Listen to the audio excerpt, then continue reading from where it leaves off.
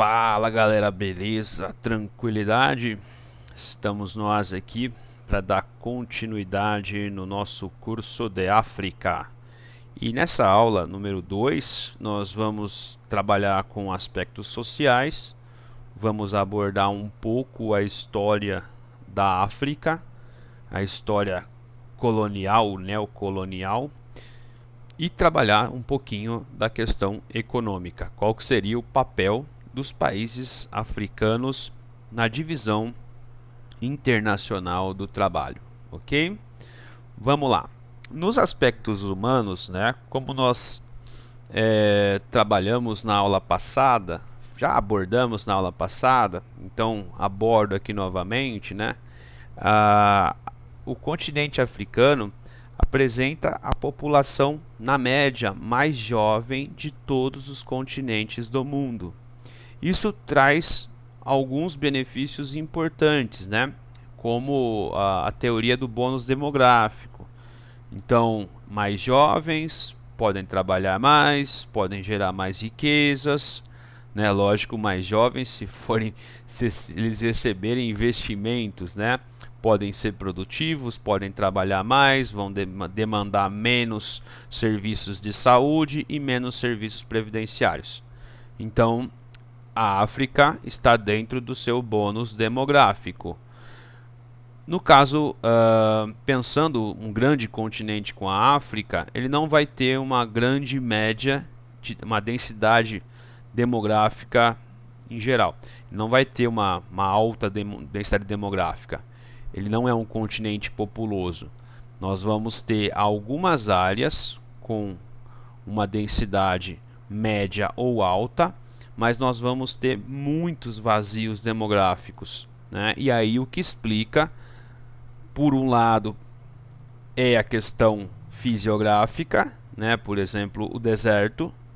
Então, o deserto é uma área anecúmena, como a gente sabe, uma área de difícil ocupação, de difícil manutenção de vida, inviável, dependendo da situação, inviável do ponto de vista agrícola e da pecuária. Então, a existência de áreas anecúmenas, como o deserto ou os desertos, Namíbia, Saara, dificulta a ocupação humana. E também pela questão econômica, Alguns países africanos são países muito pobres, são países que exportam pessoas, em que existe movimentos de saídas de pessoas, pessoas numa situação de miséria, de situação de pobreza. Então, isso é um dado importante. É um continente que ainda apresenta um crescimento vegetativo elevado. Então, a média de filhos por mulher ainda é bastante alta, levando em conta aí o continente. Mas, o que compensa um pouco e vai trazer um pouco mais de equilíbrio nessa contabilidade é que a mortalidade também ela é ainda elevada em alguns países. Então, seja pela questão das pandemias, seja pela questão da desnutrição, seja pela questão dos conflitos étnicos religiosos, certo? Então a África passou, foi um continente muito afetado por AIDS, muito afetado por Ebola, outras pandemias, a questão agora do novo coronavírus também tem atuado de forma bastante efetiva na África, muito por conta de quê? Ausência de saneamento básico, ausência de água limpa, água tratada, coleta de lixo em alguns lugares, a precariedade infraestrutural de alguns lugares, ok? Mas nós não podemos imaginar que toda a África seja isso, como eu já citei na primeira aula. Então, eu vou ficar aqui insistindo com vocês, para que a gente possa quebrar um pouco desse estereótipo que paira sobre a África. Na questão da população ainda, falemos, antes da gente trabalhar com a questão colonial, é importante que a gente entenda as duas Áfricas em matéria de população, A primeira é chamada de África branca, né? Poderíamos chamar branca entre aspas, né? Porque quando nós falamos branco, branco ou branca, imaginamos pessoas como os europeus. Não, não é um branco desse tipo. São pessoas de pele um pouco mais clara, mas que vão ter aí, né, uma aproximação com povos árabes, povos semitas, como os israelitas, né? Então seria essa a população da África do Norte, né? Argelinos, tunisianos, marroquinos. Então são povos descendentes de camitas, semitas, tuaregues, certo? Então é um fenótipo um pouco de pele um pouco mais clara do que os chamados subsaarianos. Então subsaariano envolve, né, faz uma relação com o deserto do Saara. Então a população subsaariana, que é uma população majoritariamente negra, ela está abaixo do Saara, ok? Então percebam que aqui são esses nomes sudaneses, né, nióticos, pigmeus, bantus, eles são chamados assim de não representa, como nós falamos hoje, etnias, né? Seriam troncos sociais que vão dar origem a povos, tipos, perfis, né? No caso, originários de povos que vão dar origem para certas etnias. Então nós vamos ter os sudaneses, nós vamos ter aí os etíopes, os bosquímanos, os pigmeus, os bantus, né? Então são linhagens que vão dar origem depois para outras etnias, tá certo? Então muitos dos negros africanos, os pretos africanos que vieram para o Brasil, né, sudaneses ou bantus, né, foram os dois tipos de povos que vieram para cá, tá certo? Aqui nós vemos também alguns povos de origem europeia, e isso tem relação, né, muito íntima com o processo de neocolonialismo, principalmente na Argélia, né, e na África do Sul. Foram as duas regiões com maior presença europeia nas administrações, aquela coisa toda envolvendo excedentes populacionais, né? Então a população de origem europeia da Argélia atualmente ela é por volta de 10%. Então a Argélia foi uma importante, né, nem colônia, né? Eles dizem que a Argélia foi uma espécie de estado da França. Ela tinha um status maior do que outras colônias francesas. Então, por isso ela foi considerada uma situação mais especial do que outras colônias do além-mar da França. Aqui a densidade, certo? Percebam que nessas áreas, essas poucas áreas vermelhas, temos mais de 100 habitantes por quilômetro quadrado. E em grande parte verde, nós temos menos de 3 habitantes por quilômetro quadrado. Então percebam aí que a densidade demográfica em geral na África ela é baixa. Explicada então, como dissemos atrás, né, pelo que? Pela questão fisiográfica, né, pelos espaços anecúmenos e também pela questão econômica, né, da baixa produção de riquezas. Eis um mapa que mostra para gente a fronteira política da África, como nós temos hoje, e a fronteira étnica. Então percebam que as fronteiras étnicas são muito maiores do que as fronteiras políticas. Para aqueles que se esqueceram, o que é uma etnia, né? Uma etnia, grosso modo, é um grupo que compartilha origem, história e cultura em comum, ok?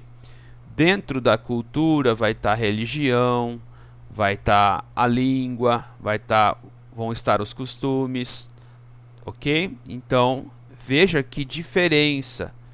E nós sabemos da história da África que certas etnias apresentavam uma rivalidade muito alta, ok? E nós vamos ver aqui à frente, no processo de neocolonialismo, né, ou de imperialismo europeu na África no final do século XIX, essas fronteiras, como elas estão postas até hoje, elas foram desenhadas desconsiderando a rivalidade histórica secular entre algumas etnias. Então, falando do processo de colonização, um momentinho só, para tomar aquela aguinha. No processo de colonização, nós tivemos dois momentos que representaram duas formas distintas de colonização. Uma inserida dentro daquilo que a gente chama de capitalismo mercantilista, né? Ali no processo de expansão, né, marítima e comercial das nações ibéricas, por exemplo, certo? E num segundo momento, né, dentro do imperialismo europeu do século XIX, em que já existia, né, uma industrialização, né, já havia a segunda revolução industrial, um capitalismo caminhando para aquilo que se chama de monopolista, né, que seria a união dos capitais industriais e o capital financeiro. Então nós temos aí um capitalismo muito mais complexo, e a África sendo inserida nesse processo, né, global de produção. Então o neocolonialismo representou uma série de coisas, né, uma série de necessidades que os europeus tinham naquele momento, né, de aumentar mercado, de dar uma espécie de esvaziada no quesito demografia. O que significa isso? Os países europeus estavam densamente povoados, então ter colônias representava possíveis mercados, representava, né, lugares em que poderia se retirar recursos minerais e energéticos, e lugares em que as nações imperialistas poderiam colocar também excedentes populacionais. Então dá ali uma equilibrada maior dentro das sociedades metropolitanas. Então é um fenômeno ali, um objeto de estudo bastante complexo, né?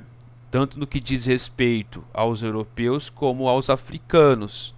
Então, como eu estou colocando para vocês aqui, né, no segundo item, no neocolonialismo, os europeus impuseram o modelo civilizacional aos africanos. Isso é importante da gente destacar para vocês, e eu tenho certeza também que o professor de História comenta isso com vocês nas aulas, né? No nosso caso, o grande professor Igor. Então, lá no colonialismo, a intenção era o escambo, a intenção era a consecução de mão de obra escrava. Mas não se pensou nessa coisa de estabelecimento, de domínio político, de imposição de um modelo civilizacional, né, que vai alterar toda a estrutura de vida nativa, política, econômica, sociocultural e, dentro disso, religiosa, certo? Então, quando você para olhar os países africanos, né, muitos falam francês ou inglês, muitos são cristãos, né? Isso aí, né, se você olhar a pauta de produção econômica ou de exportação, é a mesma da época colonial, certo? Então é uma flagrante herança, né, do período em que essas nações africanas estiveram dominadas pelos europeus. E outra coisa importantíssima aqui, né, que explica muito dos problemas sociopolíticos que nós temos hoje. Esses territórios, esse desenho de territórios foi feito desconsiderando as questões étnicas, desconsiderando etnias rivais, etnias que tinham um histórico de guerras, de conflitos. Não se esqueçam, lá no colonialismo existia a escravidão. Lógico, o europeu ia buscar o elemento africano lá na África. Só que o aprisionamento desses africanos era feito, por africanos, por etnias rivais que entravam em conflito, certo? Lógico, existia, né, o incentivo europeu, a demanda europeia, mas os africanos também participaram da escravização de africanos, ok? Então, essas rivalidades elas estavam ainda mantidas e os europeus desenharam essas fronteiras desconsiderando, em grande parte dos casos, essas animosidades, essas rivalidades. E outra coisa que está colocada aí no último item: para facilitar a dominação, sempre os europeus se aproximavam de uma etnia minoritária. E essa etnia minoritária, sempre dentro dessas localidades, representavam, né, etnias que estavam dentro de uma melhor situação econômica ou social, certo? O caso de Ruanda é ilustrativo. Dentro desse território que ficou conhecido como Ruanda, que foi fragmentado do Congo belga, os Tutsis, né, eram uma espécie de elite. Tinham condições de vida melhores do que os Hutus, certo? Então, os belgas, os alemães, né, ficaram sabendo disso. Ofereceram privilégios para os Tutsis e exploraram em demasia os Hutus. Então, isso foi sendo retroalimentado, seja pela rivalidade, seja pela dominação europeia, como nós vamos trabalhar na próxima aula. Algumas imagens interessantes, né? Aqui uma propaganda francesa, Les colonies françaises, né? As colônias francesas. Então percebam aqui no escudo: progresso, civilização, e aqui o outro termo eu não consigo identificar, né? Então vejam, as pessoas, os bárbaros, né, africanos na visão europeia, e aqui os franceses chegando com a liberdade, né, com se representando a civilização. Aqui em cima é uma tirinha de um icônico desenho aí, é o Tintin. E Tintin seria um desenho bastante politicamente incorreto para os dias de hoje, né? Até teve, acho que, uma versão mais amaciada, uma versão mais soft, né? Porque o relacionamento de Tintin com os nativos africanos era um relacionamento muito tosco, né? E aqui uma situação hipotética de Tintin ensinando as crianças africanas, e ele dizendo, né: meus caros amigos, eu vou vos falar hoje da vossa pátria, a Bélgica, né? Então existia, como nós vamos ver no próximo slide, uma gigantesca colônia belga, que é o Congo belga. Então está falando não do Congo, não da nação africana, mas falando da Bélgica, certo? Então eles fariam parte da grande nação, a Bélgica. Então deveriam aprender, né, os valores, as coisas da Bélgica, a língua da Bélgica, e não, né, a sua língua, a língua nativa africana. E aqui o cachorro é um X9, né, que ele fala, né: distinto Tintin, existem dois que estão conversando. Então a postura bastante autoritária. Essa é um cartoon que mostra pra gente, né, que remete à Conferência de Berlim. Aqui seria o Bismarck pegando e fatiando a África com as potências europeias, né, intermediando essa conferência, e aí partes da África sendo distribuídas principalmente para as mais importantes nações. Esse é um relato famosíssimo de Jomo Kenyatta, uma liderança africana. Quando os brancos chegaram, nós tínhamos as terras e eles a Bíblia. Depois eles nos ensinaram a rezar. Quando abrimos os olhos, nós tínhamos a Bíblia e eles as terras. Certo? Mostra o processo de conquista, né, africano pelos europeus. Vejam aqui, né, um mapinha que mostra a partilha da África. Percebam que as cores preponderantes é o bege e o violeta, né, um roxinho. O bege da França e o violeta inglês. Percebam que a maior massa de territórios, né, franco-britânico. Existiam aqui alguns territórios já de outras épocas, como Angola, Guiné-Bissau, Moçambique, que eram de Portugal. E a Conferência de Berlim manteve, né, esses territórios vinculados a Portugal. Portugal não conseguiu mais nenhum território, mas ele conseguiu manter esses territórios porque já era uma ocupação bastante antiga do século XVI, XVII.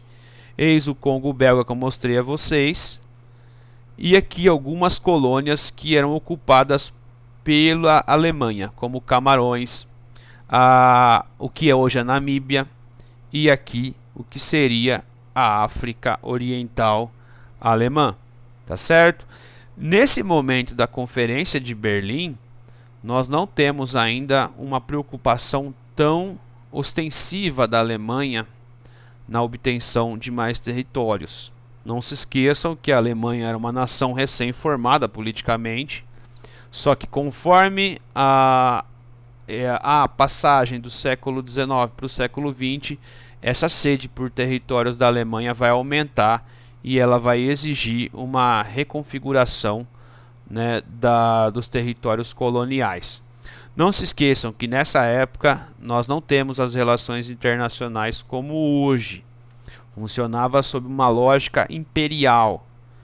Uma nação, a metrópole central, ela agregava territórios ao seu estado, ao seu império, e esses territórios representavam base de mercado, base de recursos, né, base para excedente populacional. Não existia ainda a ideia de acordos de livre comércio como nós temos hoje, né? Funcionava um protecionismo, tanto que existe uma famosa frase de um lord inglês a um diplomata lord inglês para um diplomata francês, né, falando a seguinte coisa: se vocês não fossem tão protecionistas, nós não seríamos tão anexacionistas, né? Ou seja, uma nação que anexa, que agrega territórios.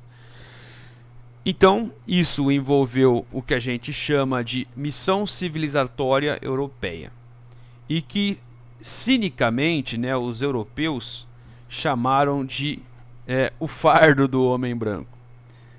Seriam, né, os europeus seriam pessoas que estariam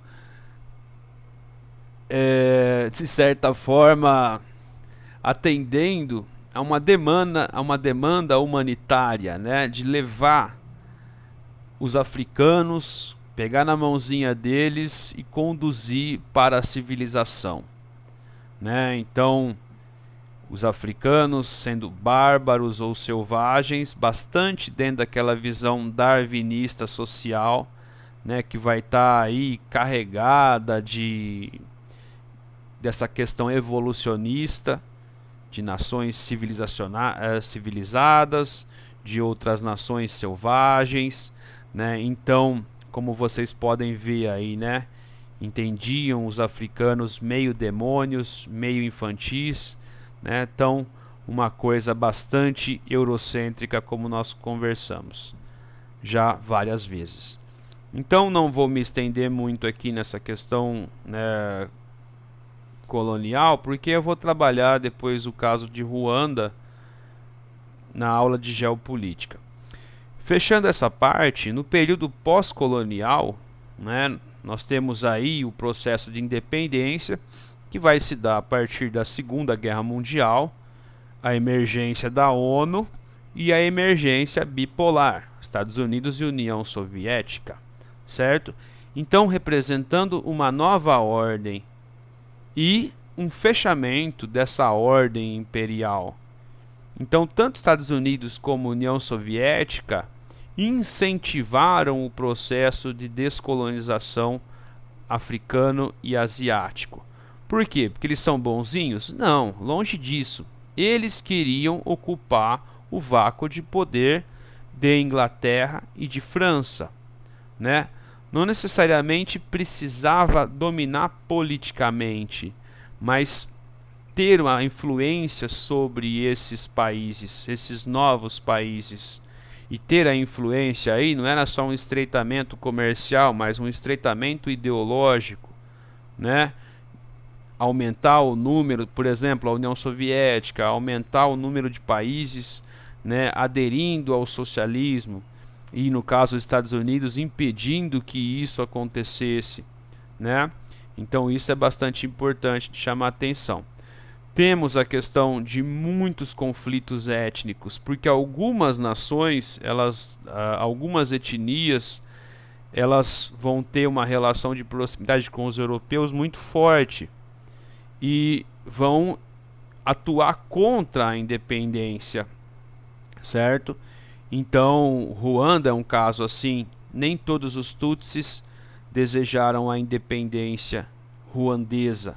Alguns tinham um vínculo muito forte com os europeus. Alguns temiam porque eles sabiam que eles eram minorias dentro desse país, né? Os Tutsis em Ruanda representavam 10 a 11% e os Hutus 90%, quase 90%. Veremos mais sobre isso na próxima aula. E, né, atualmente o elemento religião, principalmente o islamismo radical, né? Então vamos colocar aqui, não sejamos injustos, não, né? Principalmente o Islã radical colabora ainda mais para inflamar a situação, né, ao tentar impor leis baseadas em dogmas, né, fundamentalistas, né, como o caso do Boko Haram, como o caso do Boko Haram na Nigéria, o Al-Shabaab na Somália, coisas que a gente vai ver mais na próxima aula, tá certo? Então, né, fecha essa parte social aqui, falando desses conflitos étnicos. Aqui uma imagem que remete ao aprisionamento de meninas pelo Boko Haram. Aqui, movimentações, né, migrações entre, né, populações africanas. Então existe uma alta circulação, principalmente, né, aqui na África, nessa região, que é a região do Sahel, né, saindo daqui principalmente e indo para a Europa. E alguns outros países também exercem uma certa atração, principalmente a Nigéria e a África do Sul, certo? Aqui nós temos Etiópia, Somália, são países, né, que nos últimos tempos têm apresentado alguma pequena evolução econômica, certo? Também mostram aí as migrações de povos, ok? Fechando nossa aula, então, vamos para os aspectos econômicos. Ou melhor, gente, eu vou fechar aqui essa aula e eu vou trabalhar os aspectos econômicos numa aula à parte, ok? Acho que a aula está ficando bastante já extensa, então voltaremos a falar na próxima aula sobre os aspectos econômicos. Valeu? Então, paremos por aqui, né? Quem sabe faz ao vivo, aquela coisa sempre, né? Um abração para vocês e até mais.